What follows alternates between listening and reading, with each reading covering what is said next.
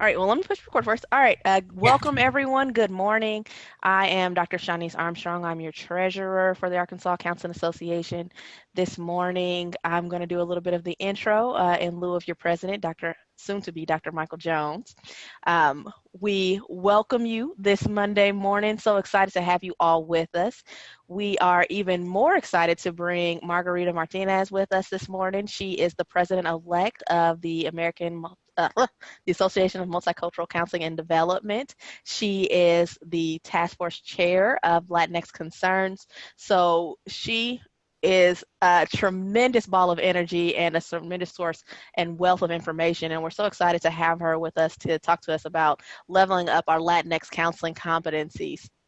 So I'm going to cede the floor to Margarita.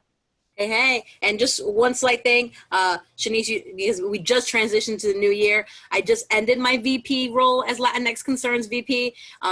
We now have a new one who's also a Colombian. That was not by design, that was coincidental. So I'm going to get started. Yeah, I'm Margarita Martinez. I am president-elect of AMCD. Shanice asked me to be here, and I was like, heck yeah, I'm here. And I'm really excited and a little nervous, so that's why the energy's up, right? I wanted to start off for folks who were in the lobby while you were waiting to see me start. You were listening to, let's see if I can get the slide to say that. You were listening to the song called La Rebelión by Joe Arroyo, one of the most famous salsa songs in Latin America, Black Colombian. It talks about the story of the enslaved Africans in Cartagena, and it talks about not allowing men protecting the women from being like hurt by the colonizer.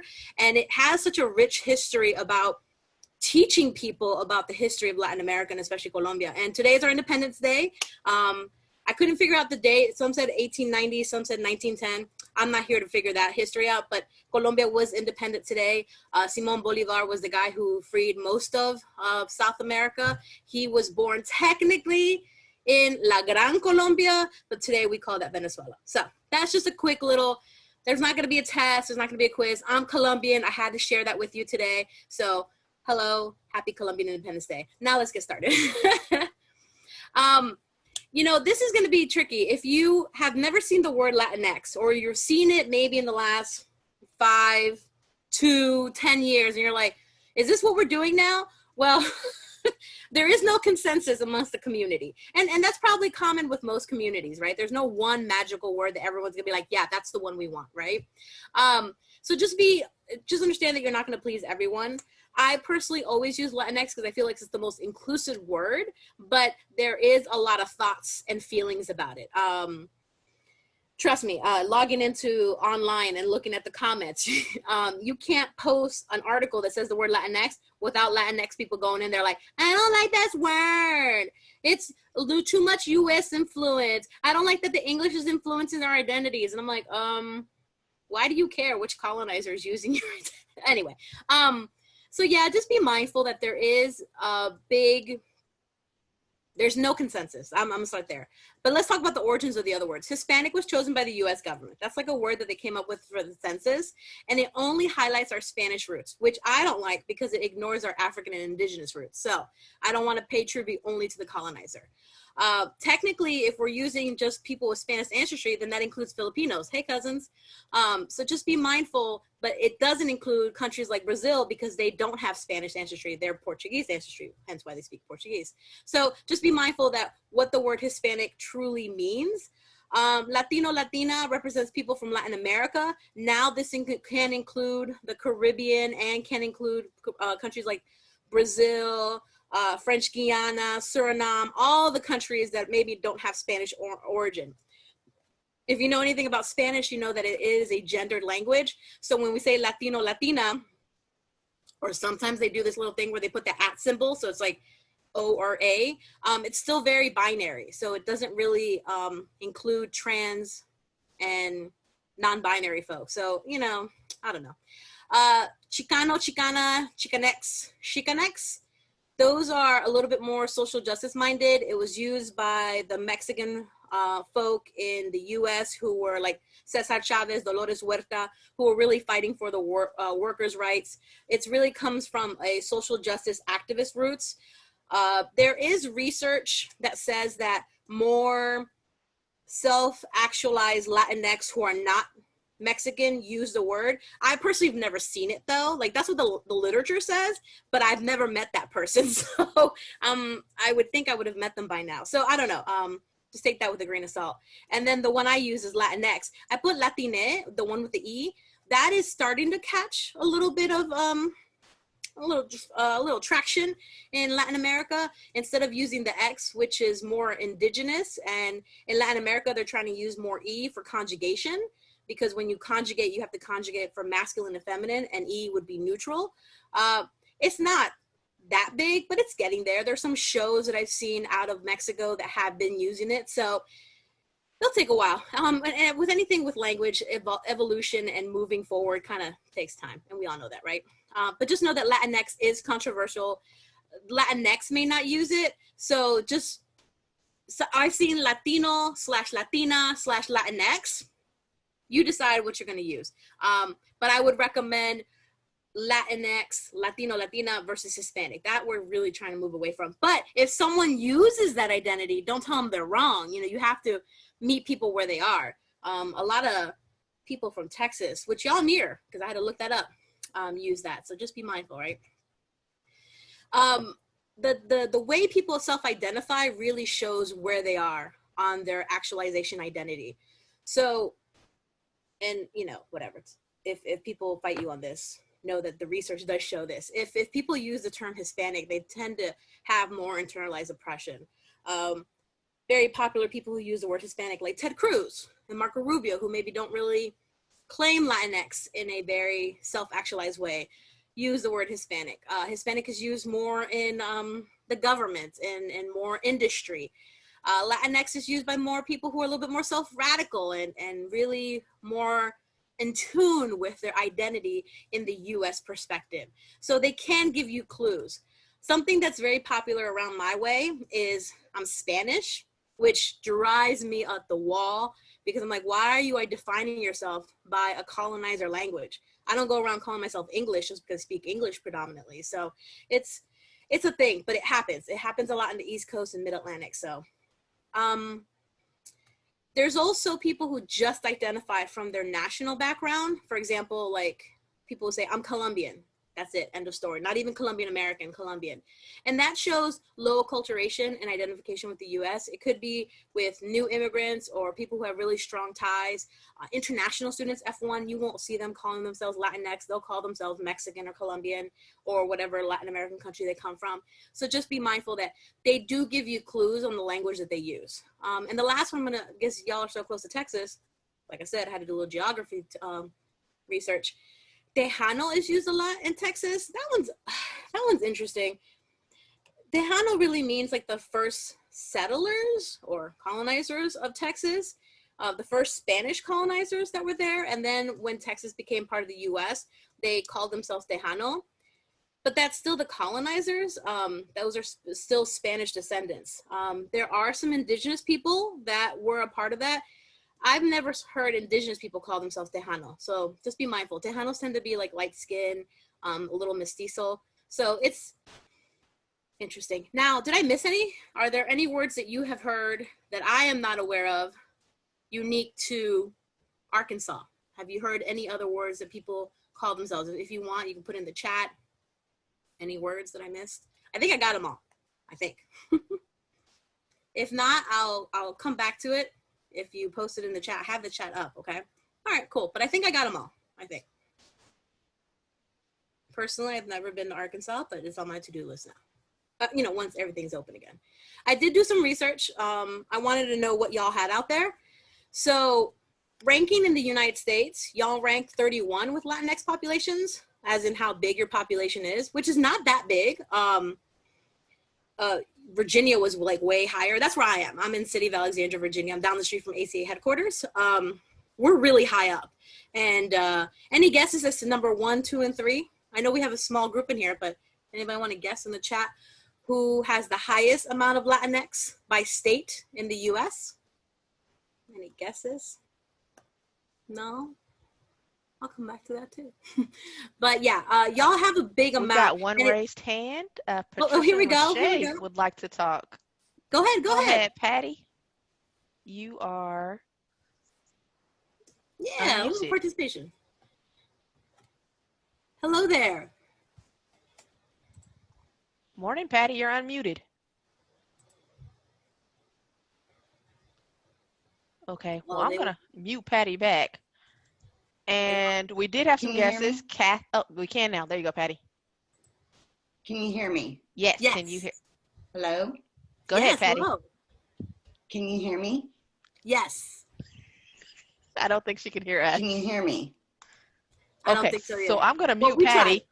We have some answers in the Can you chat. hear me? Callie and Florida. Florida.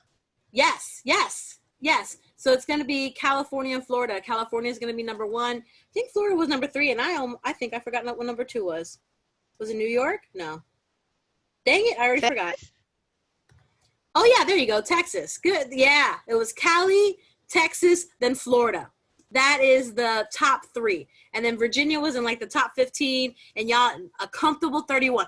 But your Latinx population is growing really, really fast, and it's growing faster than any other ethnic racial group. And it's not just through immigration, it's also by birth. Okay, so there's something interesting that's going on in your state. For folks who may or may not know, you're like, I already know, I live there. Just so you know that 70% of your Latinx is from Mexico. I wanted to know what population was in your state. My state is mostly Salvadorian and Bolivian and Peruvian.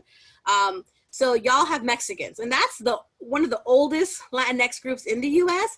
And so most of the literature out there is going to be about Mexicans. So when you're looking for stuff to consume, it's going to be a lot easier if instead of looking for stuff for like Central American countries like El Salvador, which is a small country but has a big group of people in the U.S., or Honduras or Belize. So it's a little easier to do the research, so that's pretty good.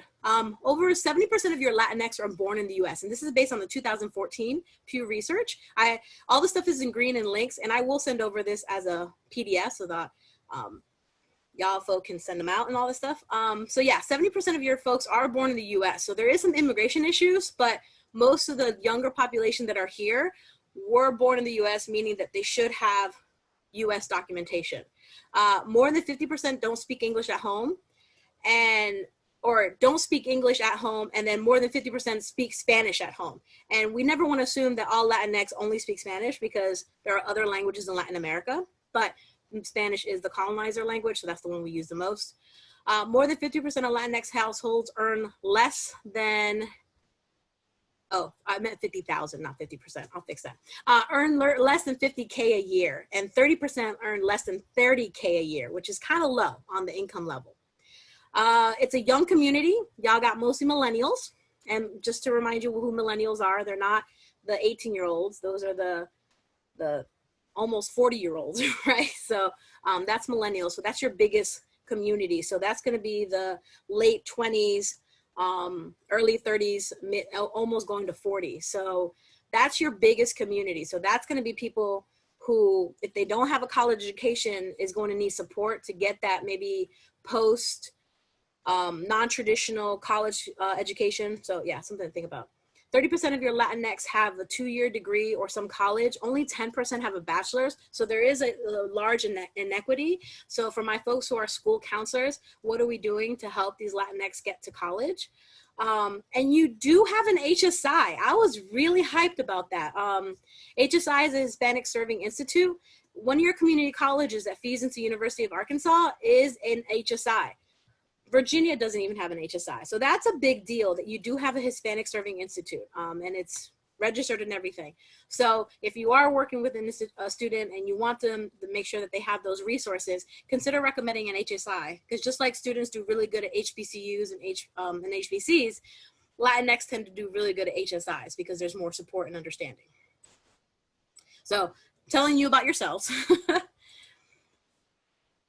I love to do this. I got this from a website. I should have put the link. It's called MapFight. I really love it because I don't know if you know that maps are made to make the U.S. bigger. So they're really skewed. It makes Africa, the continent, look really, really small in comparison when the US can only fit into like 4 or 5 African countries.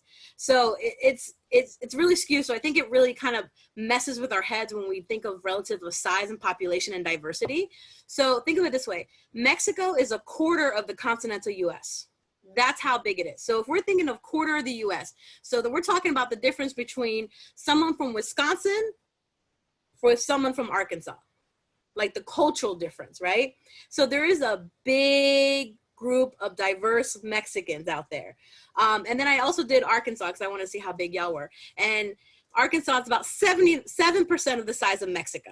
And if you're like, well, Arkansas is small. Well, let's talk about Texas, which apparently is the biggest state, right?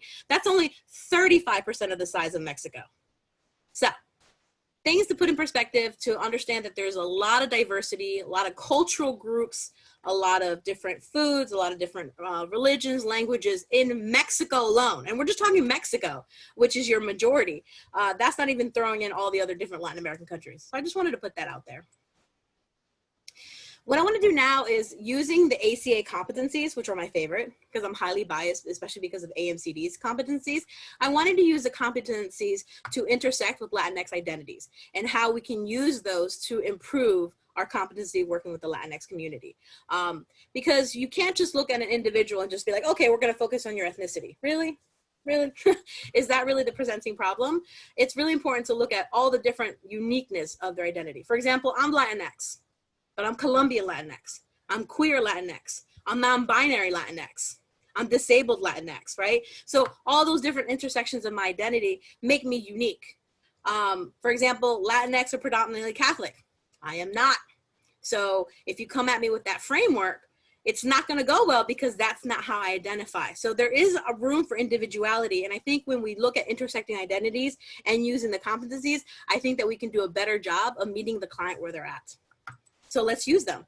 My favorite, and I'm highly biased, the AMCD Multicultural Social Justice Competency. If it's been a while since you've been in school, just know that these were updated in 2015.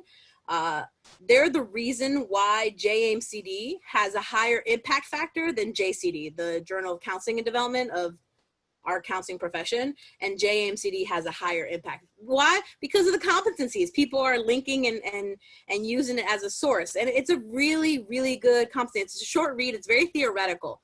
And the application can be used in a wide array of opportunities. I think that if you're a practitioner, you start taking yourself out of the equation of research. And I think that's where you're wrong. I think that practitioners are the ones who are actually applying the theories that counselor educators come up with. So if you're a practitioner, please partner with counselor educators to come up with actual really great work that can improve our academia. And if you're all counselor educators, please partner with the with the practitioners and the school counselors, because they're the ones who are getting the data. They're the ones who are actually working with the clients. So I really like the AMCD competencies because they really look at power, privilege, and oppression and how that impacts the relationship between the client and the counselor. It really works on that counselor self-awareness piece that I won't be able to go talk about it today, but that's really important to really do that process so that you can understand how you can work with the client worldview. And what I'm going to focus on today, what I highlighted, is the client worldview. In case you've never seen it, this is the chart. This is the AMCD chart, and it kind of shows how those different relationships intersect. So if you're a privileged counselor working with either a marginalized or a privileged client, or if you're a marginalized counselor working with a marginalized or privileged client, and you don't get to decide how privileged or marginalized they are, that's going to have to come out organically through conversation or through a an intake, okay? So I really like the chart. The chart is beautiful. So how do we immerse ourselves in Mexican culture, especially if that's your majority, right? Here are some really, I took a while coming up with this. It's very biased because I came up with it, obviously, but I just wanted you to have an opportunity to immerse yourself in culture. And I didn't want it to be focused on drug culture. As a Colombian, I'm very sensitive to that, especially with like Mexican narratives. So I didn't recommend any of the drug shows. I'm kind of over them. These shows are adult shows, by the way, so not like, especially the Netflix shows, they're not for kids. Club de Cuervos or Club of Pros, it's a comedy. It really pokes fun in Mexican culture by Mexicans. It really shows like gender dynamics, how soccer has to play. There's a lot in it. And then Casa de Flores really goes into like the queer identity and even trans. So it's very controversial, but I think it does show a different perspective about Mexican culture and not just thinking about their toxic cis heterosexism. So really great shows. Obviously I'm biased. I like them. They were great. Movies, and Norte is like one of the oldest movies, and I think it still talks about like immigration and migration to the US. I haven't seen it in 100 years, but it's an oldie. It's a classic. Roma, I honestly have not seen it, but it's by one of the top 3 Mexican directors. They're like the holy trinity of Mexican directors. It's Iñárritu, Cuarón, and oh, I forgot the dude who did Pan's Labyrinth, who did Hellboy, I've seen all his films, and I cannot remember his name. He's the chubby one. He'll come to me. Guillermo del Toro. Thank you. Thank you so much. Guillermo del what is it? Guillermo del Torres? I forget his name. Anyway, but Guillermo, yes. He is one of the trilogy, and they have really great stuff. So Roma is it Cuarón or Iñárritu? It doesn't matter. But the fact is, Roma was really popular, and it actually showed an indigenous Latinx person from Mexico. Mexico. So great one. Selena's a classic, especially for y'all in the South area. Selena about the border. Amores Perros. You have to be mindful. I recommended it to someone recently, and they were like, wow, it was really triggering because it has dog fighting. That movie really created initiative and policy change against dog fighting. So yes, it's hard to watch, but it's really good. And yes, none of the characters are likable, but in real life, the actors are really famous. Real Women Have Curves. I have a big aversion to anything that says real in front of men, women, or any kind of gender. But it's America Ferrera before she was famous, and it talks about body image and Mexican women working in fields like, what is it, where they work with tailoring. So not tailoring, but sweatshops and whatnot in California. And I have friends and family who actually have done that work, and it's hard work. And then the last 2 are kid friendly. Coco was really popular, and before Coco there was The Book of Life, not through Disney, but it's also talking about Day of the Dead. Artists, I put the top 10 artists in Latin America, so if you want to do it, and I'm talking not like music artists, but like art, painting and stuff. Literature, Sandra Cisneros is the Mexican queen of literature to this day. Like Water for Chocolate is an oldie. And then I found this really great poet, Ariana Brown, who's Black Mexican, who does some really great stuff about identity. And I linked her poetry, and she actually won Best Slam Poet, I think, last year. So really great stuff to check out. And then one of my favorite YA novels is Aristotle and Dante Discover the Secrets of the Universe, which has young, queer, it's just great. You have to check it out. Food, just go past Tex-Mex. That's not Latinx. That's not Mexican. So, and then just so you know, the top genre in Mexico is rock. Mexican rock is a thing. And as a person who used to do Spanish rock radio, I will tell you that you cannot, if you want to be a musical artist in Latin America, you have to get the love and support of Mexico. Let me give you a small example. I'm going to go into this for a minute, and then I'm going to move forward and other stuff. So a lot of Italian pop singers get into Spanish singing because Italian, I guess, is very similar to Spanish. And so a lot of Italians sing in Spanish, and especially pop. And there was this one guy, Tiziano Ferro, who one day he thought, because before the internet, people didn't understand the impact, he thought he was going to make jokes about Mexicans. And it was in Europe, it was Italian. And he just said something like, oh, Mexican women have mustaches. And that already is a negative stereotype about Mexicans in general, about having mustaches. But then when saying the women all have mustaches, so literally the next day, it was found on the internet, because anything you put out there is going to be found. And it was shared all throughout Mexico. Remember how big Mexico is. By the next day, all the different news stations, all the women were wearing fake mustaches. All his music was burned. And he used to do collaborations with another Italian woman. And she was like, I don't know him. She like literally was like, oh, he's Italian, but I don't, No, I love Mexicans. Mexican women are the most beautiful thing in the world. And I tell that story just to show how big and important Mexico is in the music industry, because it's so big. See, if you're going to be an artist and singing in Spanish, You can do maybe like one concert in Puerto Rico. Maybe you can do 3 or 4 concerts in Colombia, maybe a couple in like Argentina, Brazil, if they're into it. So in countries, you can only do one. But in Mexico, because it's so big, you can do like 15 huge stadiums and you're going to sell a lot. So you have to get the love of the Mexican people. That's what I'm just saying. It's big. All right, advocacy in the Latinx community. You can't do multicultural social justice competencies without the advocacy. We have to look at representation in media, not root in stereotypes. You know, we're not maids, we're not all mechanics, we're not all landscapers, but then at the same time, we can be though, right? So my father-in-law, it was a landscaper. My mother-in-law did work in the cleaning industry, but just not all representation on media has to be that. We can be other things. So that's really important. Just know that immigration has gotten really hard. It was hard since Clinton. Reagan and Bush, surprisingly, were really good at amnesty. Clinton, you know, he had some amnesty. Obama, you know, one of my faves, but he deported a lot. And then this administration, it's been really, really tough. Took away any opportunities for legal immigration. So there's no such thing as legal immigration. If you're like, well, they should do it legally. There is no way. There's no waiting list. There's no lottery. You can't even seek asylum, which is not illegal. So there's no way to get here. So what do we do? So just be mindful of that. Language persecution is a big thing. You've probably seen the videos online where someone's speaking Spanish and someone gets offended. We don't have a national language. We have a recommended or a popular language, but just know that it's not a crime to speak many different languages. So be mindful of that. And then one thing that I think I kind of may have perpetuated, misappropriating and mainstreaming cultural practice. So Day of the Dead is really popular. I've been practicing Day of the Dead for many, many, many years. It's become a pan-Latinx holiday, but it really did start in Mexico with the indigenous culture and the Catholic culture. And now you find it everywhere. For example, we went to New Orleans for ACA last year, and when I went to the House of Voodoo, everything was Day of the Dead. And I'm like, what does that have to do with voodoo? What does that have to do with New Orleans? Nothing. It's popular. It's cute.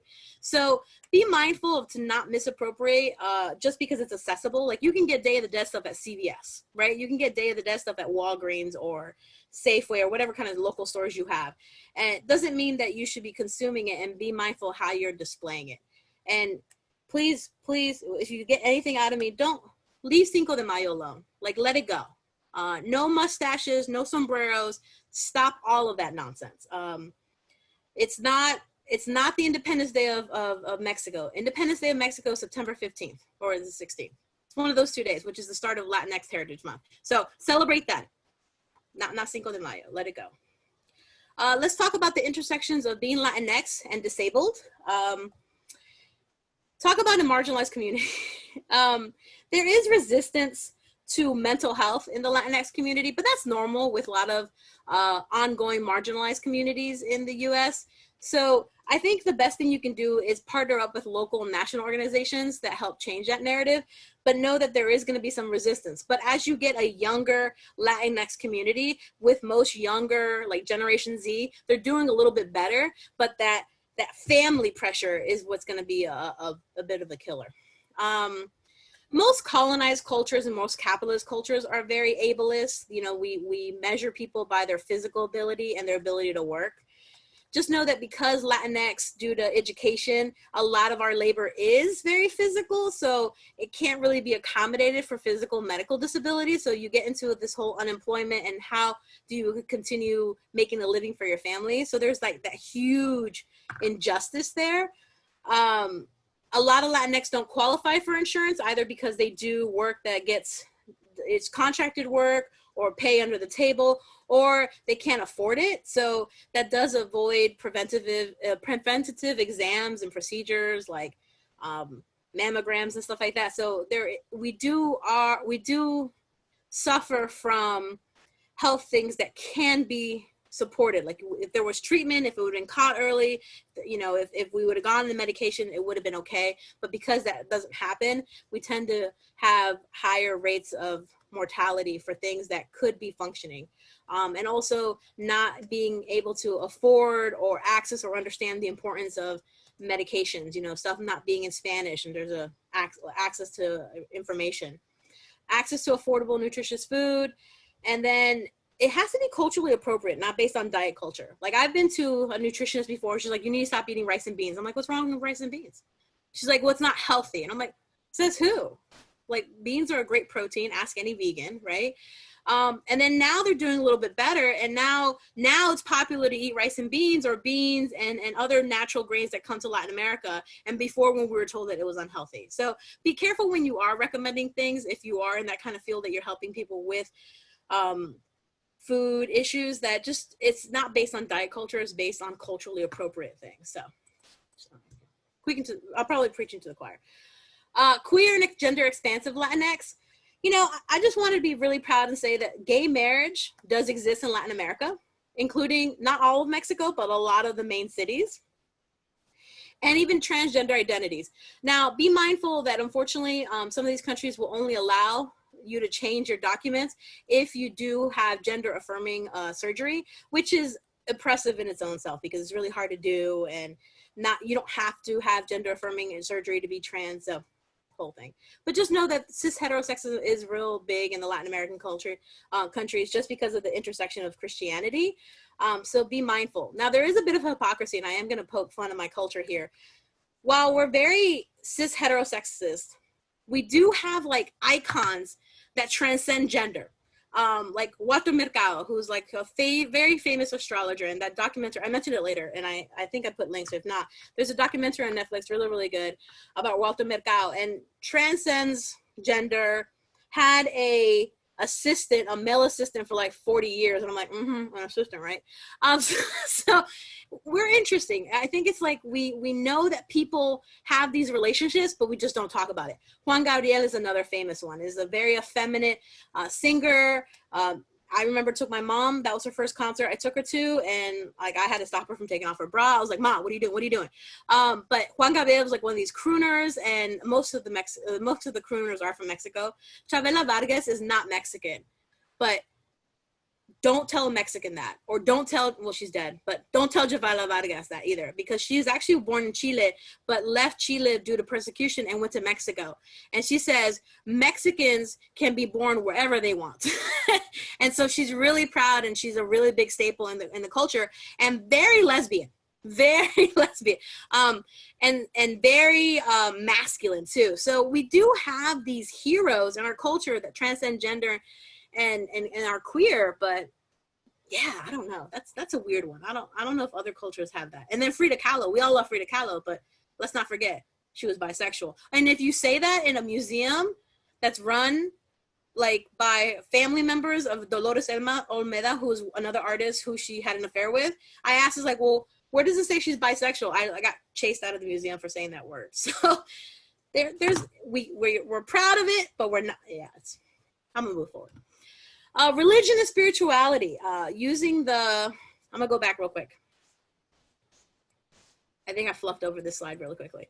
Using the different competencies, by the way, that's how I'm formatting everything. So I love ARCA's disability-related counseling competencies. They really help you with working with and empowering and advocating people with disabilities. SAGES, we're talking about queer and gender expansive. SAGES, who Algebra used to be, but they changed their name. Using those competencies with working with this community. And now I'm on a cervix using spirituality and religiosity. I don't know how to say that word, but knowing and recognizing that and respecting that when working with a client. And then the multicultural, multiracial identity. So that's what I fluffed over that and didn't mention that's the method that I'm going through these. So religion and spirituality in the Latinx community, you have to be respectful of people's religious backgrounds. Yes, we're predominantly Christian, Catholic, evangelicals making a big comeback, right? But there's also a lot of spiritual-based indigenous and African practices, curanderismo, brujeria, santeria, lukumi, ifa, and just know that that's always been a thing in our Christian homes, right? For example, I mentioned I wasn't Christian. I consider myself a bruja, which is a witch. And I got into tarot a long, long time ago. I'm really good at it. I have brujos in my ancestry, and my grandfather was a brujo. And I thought when my grandmother found out that I was going to get, like, she was going to turn me out. Like she was going to spank me. I was scared. I was terrified because my grandmother was a very strong personality. And she comes to me because, you know, everyone was gossiping and rumoring and everyone found out, of course. And my grandma pulls me aside and she's like, how much are you going to charge me? I'm like, what?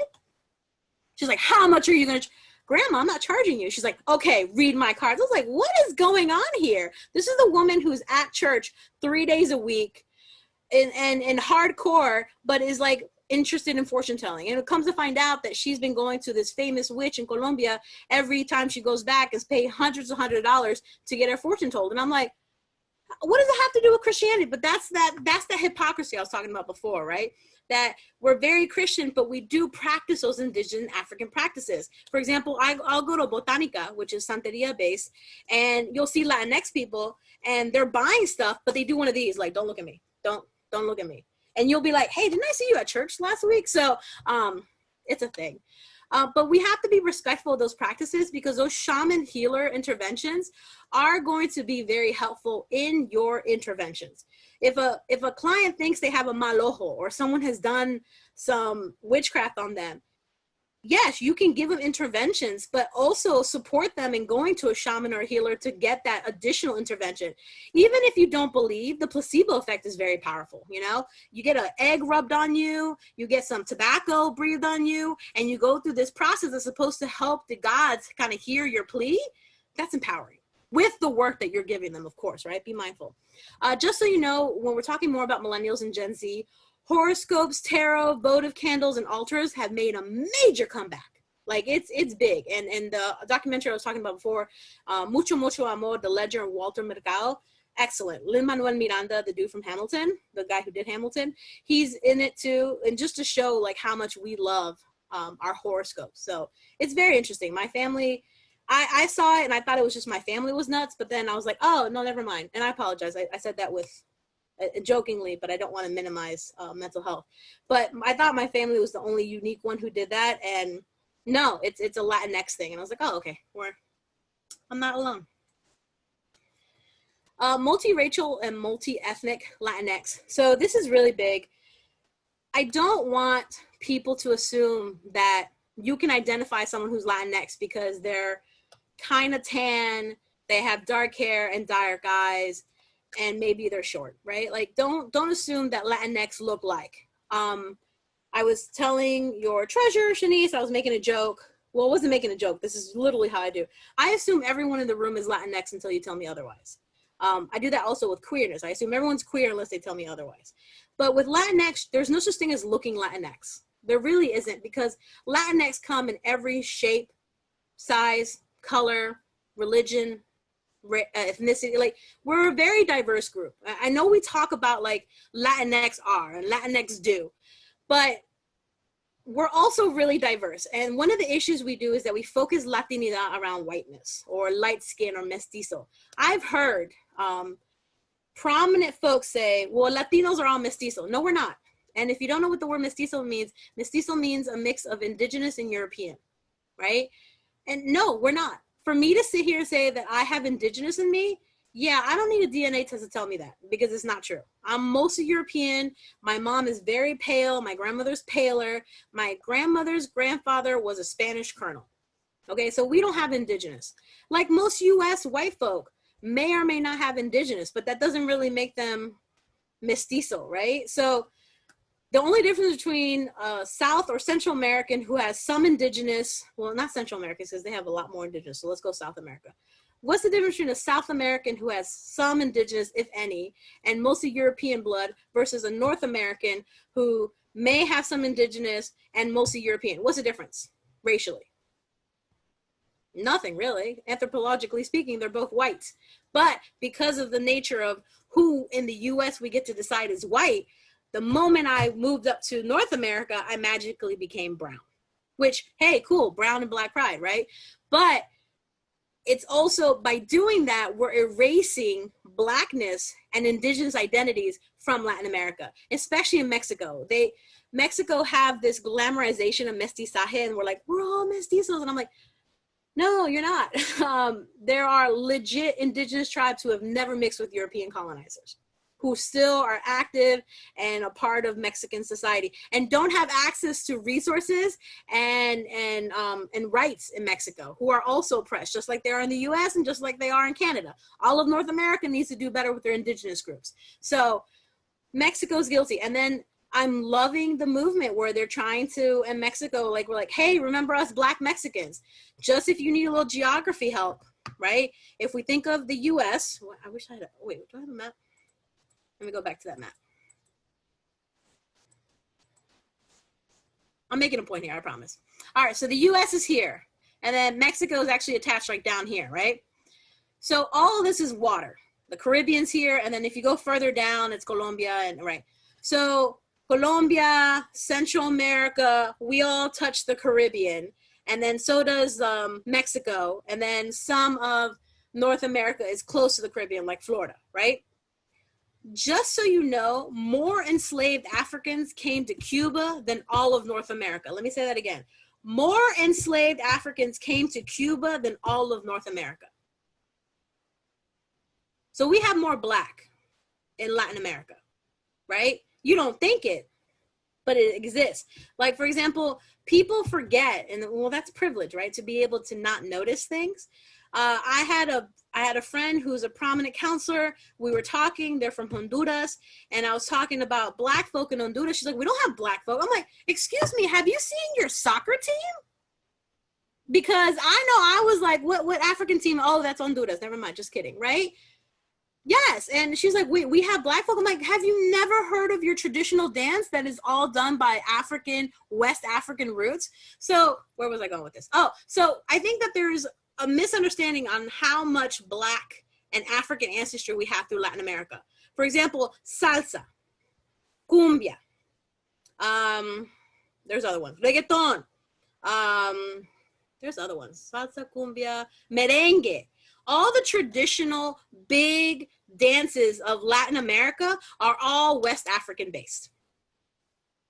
Actually, all music of the Americas, all pop music is West African based. That includes country. So I think that we need to not undermine or dismiss the richness that the African nations, by forced enslavement, brought to Latin America. So I love that there's more of a movement by the Black Latinx community to be recognized and not to be whitewashed. If you look at a Spanish soap opera, what do you see? You see mostly white folks. There's indigenous tropes, jokes about cleaning and ignorant indigenous, and then there are Black folks, and then there's the whole like stereotypes. I'm not even gonna go into them, but they exist, the same thing that they are. Mexico's guilty of blackface, very guilty of it. So we just need to do better, but just know that the things that happen in the US is not unique to the US. And Latinx will be like, oh, we don't have racism. Yeah, we do. It's called colorism. We value each other based on how white you are. And the goal of whitening and trying to be white and marrying white is a thing.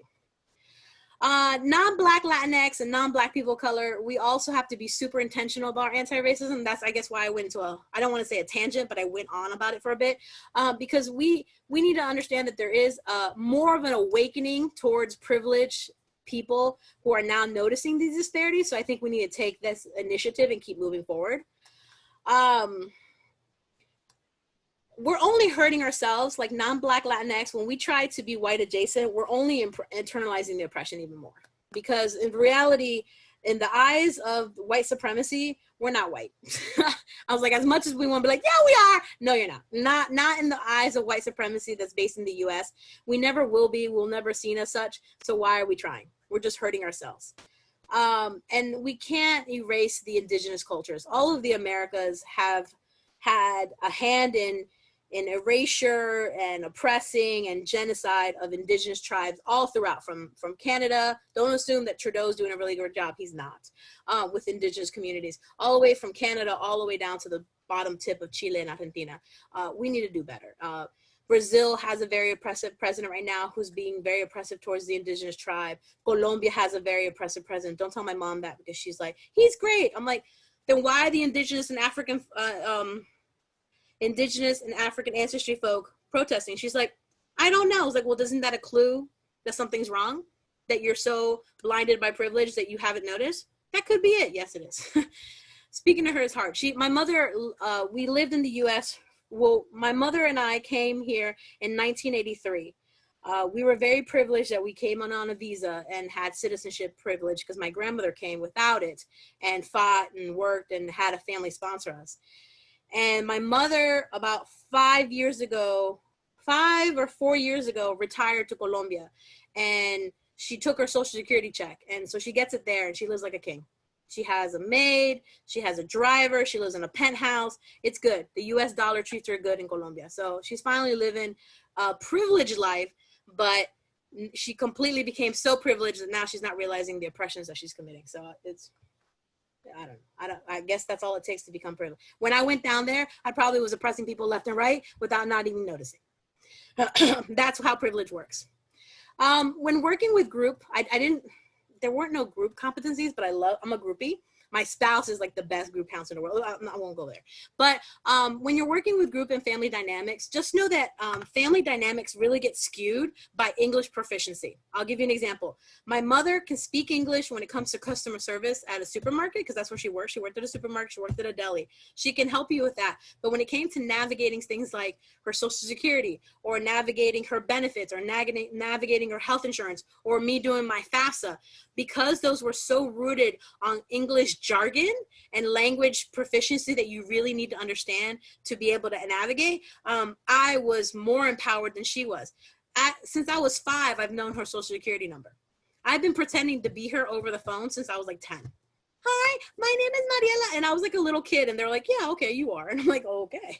So just know that having that English proficiency with the younger folk, especially when working with like older family members who may not speak English, really changes the dynamic. It gives them a currency and a power, which is not appreciated by elders in the family, and it causes a lot of issues. So just be mindful that there is that unique dynamic if there are different language proficiencies. Another example, a lot of newer Latinx can't speak Spanish.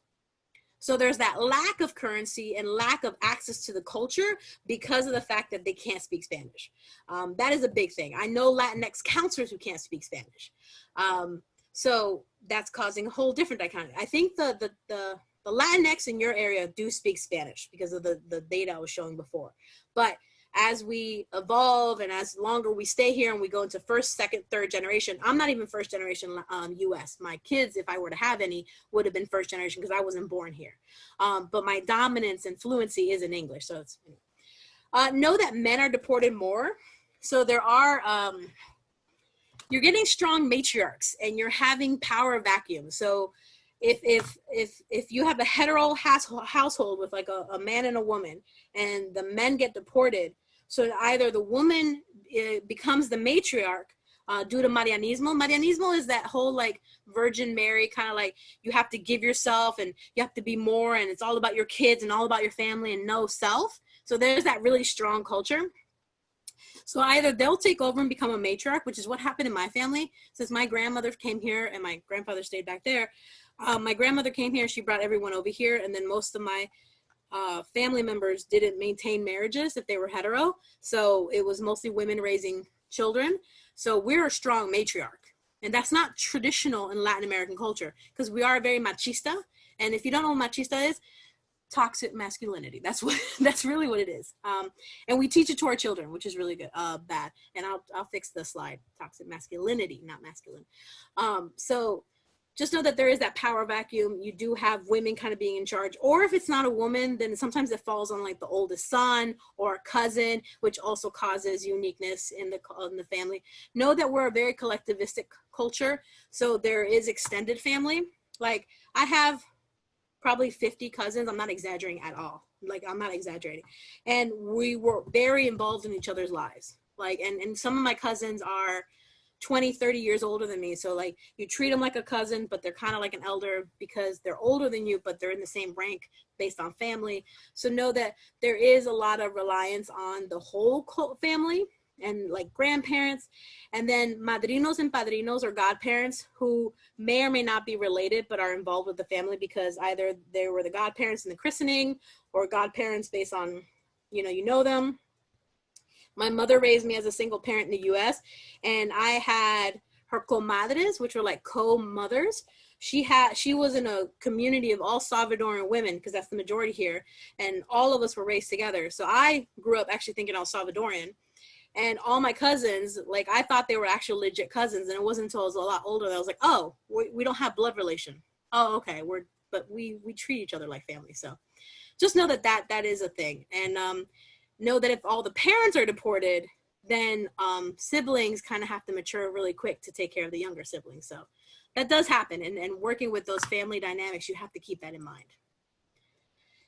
Okay, and I talked a lot, and I actually filled up a whole hour, almost. And then there is continuing education. I have one of the books.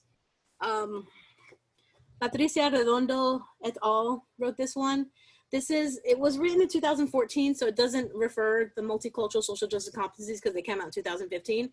What really sucks is that Patricia Redondo, this is not the part that sucks. Patricia Redondo is the only Latinx president of ACA, still. But what sucks is she offered ACA, this is an ACA publication, she offered ACA to write a new one, which she would have used the word Latinx, not this thing. Remember I said that we don't use that anymore. She offered to write a newer version, and they said that there wasn't enough interest in this one. So if y'all can buy this and actually read it, it's really very informative. It's really good. I kind of had to peruse it to refresh some of my counseling skills. So it's a really good one. I love, do I have that with me here? Yes, I do. I have all these. I love Annalise Singh, if you know Annalise Singh. The Racial Healing Handbook is really good. It's a good guidebook. It's self-paced, so something that you can work with a client where you can give them homework, especially in these times when my people are in cages and my people are in migrant camps, and children are being taken away from us at the border. Like, it's really sad. And it's not just my people. Just know that in these migrant detention camps, there are Latinx, Caribbean, African, and East Asians who are also going through this documented situation. So it's really sad, and it's still happening. It's really sad. Carlos Hipólito Delgado had that really great article about the different identity and how it kind of like that different levels of language that we use for our own identity shows how self-actualized we are. And then they sent it to me in an email. I don't know if I was allowed to share it, but I did. So when I send this out as a slide, they actually did do a special publication on Afro-Latinidad, which is from the National Latinx Psychology Association, NLPA. I put their link at the bottom, but they sent out a special issue of their journal and they emailed it out. So I assumed it was for consumption. So I attached it there. So if you click on that, you'll actually be able to see the full article. And it just really, really talks about focusing Afro-Latinidad and really focusing on that now, because there is an awakening by the privileged, and I think that we need to take advantage of it. And that's my presentation. That is my presentation. And I have like 8 minutes, so if you want questions, I'm here. All right, so the Q&A is open, but we're also watching the chat. So if you have any questions for Margarita, why don't we just go ahead and we'll open the floor. I'm also watching for hands up, and I'll allow you to talk, and we can have a little bit of a conversation while we've got a few more minutes left of our time together. Yeah, and then most definitely, if you have an answer for, if you've heard any other terms that people in Arkansas use to identify themselves, I would love to know. Ooh. Oh, okay. Well, I'm getting thanks. I appreciate that. I've been, I don't want to say stressing, but I've been working on it for a while, trying to really bring something awesome to you. Because it's like, how do I encompass my people? And one thing I do want to say, I do talk about some of the deficiencies that we're going through in Latin America and Latin Americans here in the US and Latinx. But, you know, there's also resiliency of the population, the fact that we're still here and we're still trying to thrive. So there is a resiliency in our community that I want to highlight and kind of give a shout out to, but we can take all the advocacy we can get. Thank you. We've got a question in the Q&A, and I see a hand up, so I'm going to get to you next, Sharon. Margarita, do you have any thoughts on what reasons account for Latinx not quite being open to therapy, to psychotherapy? I think it's lack of trust of the government, right? It doesn't mean that a private practitioner is not linked to I think it's fear of opening up and not opening up. There's a saying in our culture, like you don't air the dirty laundry. And I think that's a saying in most of our cultures, collectivistic cultures. So I think it has to do with distrust of the government and resources that are provided by the government. Not wanting to air dirty laundry. There's a safety issue if we're talking about immigration. Like, are they going to feel safe? Are you going to rat them out? What kind of conversation confidentiality can you afford? There's also a stigma, right? And that's common throughout the U.S., even with like white and black and all the different cultures. I don't need help. It's that ableism that we all are a part of in this capitalist society that, we should be all healthy, fully functioning, and provide a product. So I think that's the issue. I think people are opening up to it. And I think that if you really do it through a framework, a multicultural framework, so use that spirituality, partner with churches or shamans, or curanderos, partner with organizations who are already doing the work. Latinx therapy is a really good one. So yeah, I'm sorry, we're going on and on. But yeah, that's some of my answers. Here's a question. Well, I think it's being recorded, right?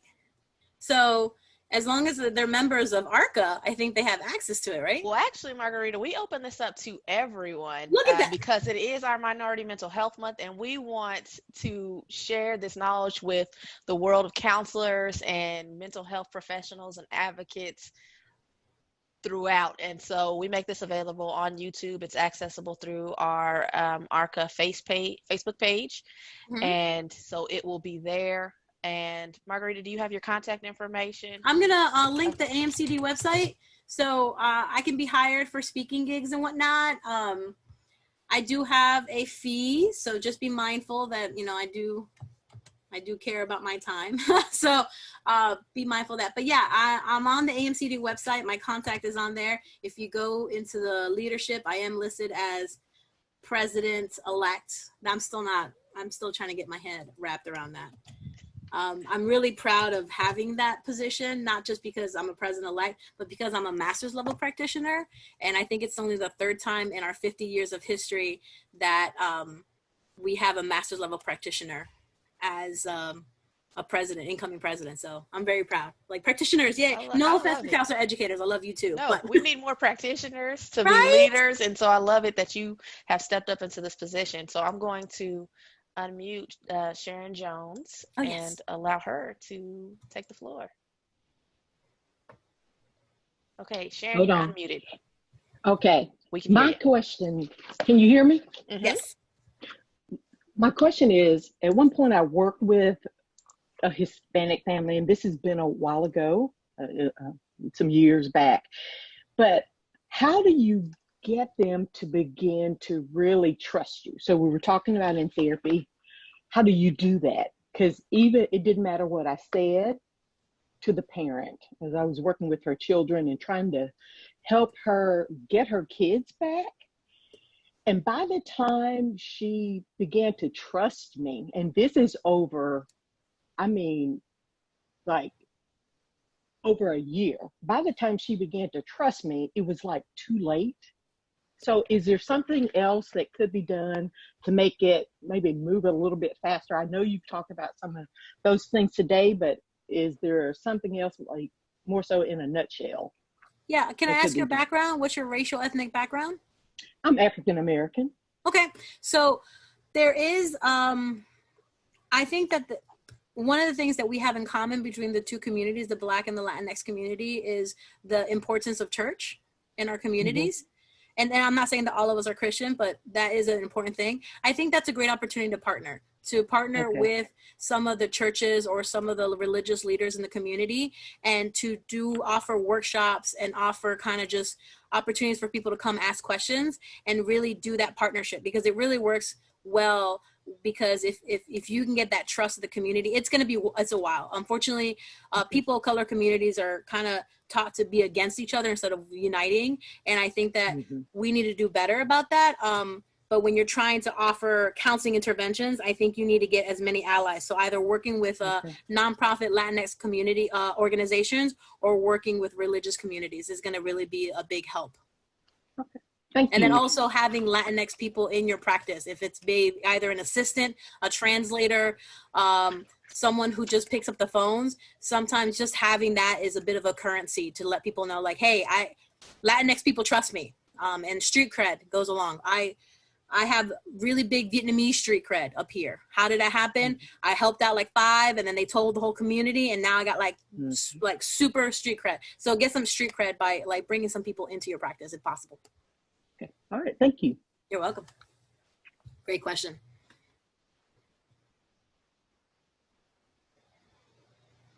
Oop, you're muted. Thank you, because I was just going on. All right, we got one more. We're at their time, but I'm going to let Patty Lachey take the floor. Okay. Or try again, Patty. All right, you're unmuted. Okay, can you hear me? We can. Yeah. Can you hear us? Yes. Okay. One, again, thank you for presenting to us. You've done an amazing job. I myself, also, my grandfather was Spaniard. Well, no longer with us, Spaniard, but in what you were saying as far as the question that was asked about the individuals not seeking counseling, do you or would you not agree that part of the stigma that's attached with the Latinx community is that because there's so much support or family connectivity, that they may not feel the need to seek outside help? I think that there is a desire to seek outside help because anytime I even open the door, people start flooding in. I just mentioned one thing and then Latinx kind of spill over their information. I think that there is a desire, but there is a distrust, and there is like an unspoken cultural practice, well, not actually spoken, where they say don't tell people what's going on in the family, like don't keep it inside and don't share and be distrustful and don't tell people everything and don't tell people your business. And that's common with continually marginalized populations because of the things that have happened to us in this country and with issues of safety. So I think that there is a desire to seek outside, but there's a stigma with why should you? And I think that you're kind of talking to it where you shouldn't need it. You know, you have a home, you have a family, everyone's here. What else do you need? And I was like, well, I need to talk to someone, right? So I think that's common across most of the cultures. And I think that as mental health providers, we need to keep working on that stigma and normalize. And I wish I would have gone more into it, but I think the number one way to really get this community is career counseling. You're going to get a Latinx person to come in to help with interviewing skills. Like they want to be able to find a job or resume help or workshops on how to get resources. Get them there, you know, bring them in, show them that you're a person to trust. Hey, I can help you find a job. Oh, wow. Oh, well, why can't you get a job? Well, I drink a lot. Oh, okay, let's refer you to this group real quick, right? So I think that there is opportunities to show that there's parts of our counseling that are a little bit more friendly to the community, people of color community, like career counseling, substance use, and then we can really get into more deeper mental health issues once we get them through the door. Yeah, I definitely agree with that. And with adolescents, I have found that helping them with resources for like financial aid and continuing education is also a big one. Yep. Financial planning, they're so good. You're going to get people through the door about that. And while they're there, hey, let's talk about how we do self-care, right? Let's talk about how we talk. Let's talk about breathing, right? So we can, I don't want to say sneak it in, but how we sneak it in. Yeah. Thank you so much. You're very welcome. All right. So with that, we are just a little bit over time, but I want to once again thank you so much, Margarita, for affording us your time, your expertise. We really have appreciated you this morning. We're already getting some really great comments from our attendees who just want to say thank you.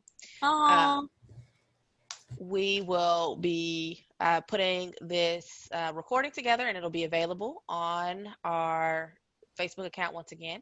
I want to remind everyone that we have one more speaker for next week for our final series, our final webinar running this series. Dr. J. Rochelle Joe will be talking about HIV and mental health. Oh, I love her. Sorry. We have had excellent presenters this entire month. So excited. This is our first Minority Mental Health Month. We just got it declared by the state at the end of last month. And so we've been all steams ahead. We want to thank everyone for your time today. I want to remind you to fill out the post survey so that we can get your CEUs to you in a timely fashion, and to go enjoy your morning. We hope that you spread this knowledge, spread the webinar, and keep people, keep it going. Let's keep this energy going. Let's keep this momentum going. Can continue to seek out opportunities to grow culturally, to connect, and have a great rest of the day, everyone.